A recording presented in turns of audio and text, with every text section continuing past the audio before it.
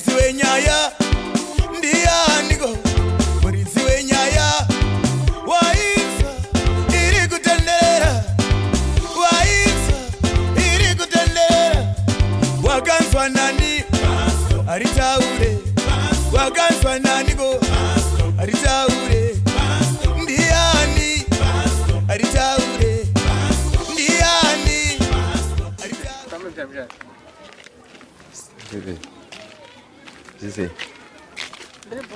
Asi wangi kumbo. What right? Unochere baby. Pesi panikuona chingopfura so baby andikunyeberere. Ndiita kunzwa manyuku. Manyuku. Iwe wakanyanya baby. Tarisa kana body shape yako muono. Kana mbeda ntenge. Kutaurika. What right rechero? Ndiri right isha. What right nyaya yako ndeipa napo. Unochere.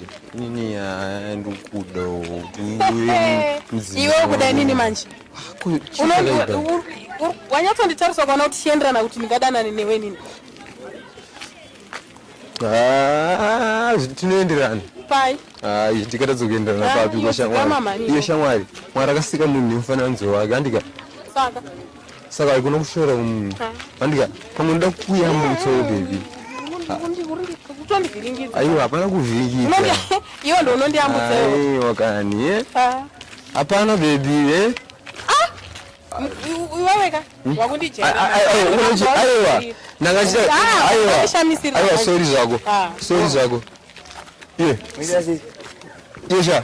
Koma kwendeni kwesha. Chikongoma ngondira shangu. Yesha yakunondivhirikidza. Yesha. Ende.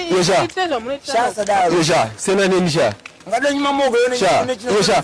Ndati mogo aitengese ku option andika. Saka garoda kuchi yako option. Ngaro ngoma undivhirikidza baby rangu chiko ngoma mimi mando harisa ngoma. Undivhirikidza baby rangu chiko.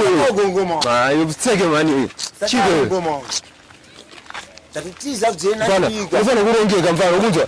Wotenga fodya yako wanzwa. Indogara nditukeni peke yangu mfana. Upewe ngoma. Tseke mani chifodya. Chena ndo chimagolo uende tseke mani. Iyo sarambo chindichere wewe. Ndisaramba chikutera chiko. Ndisikuzvida. Aiwa pano chiko Chienda kwaurikuenda kwacho.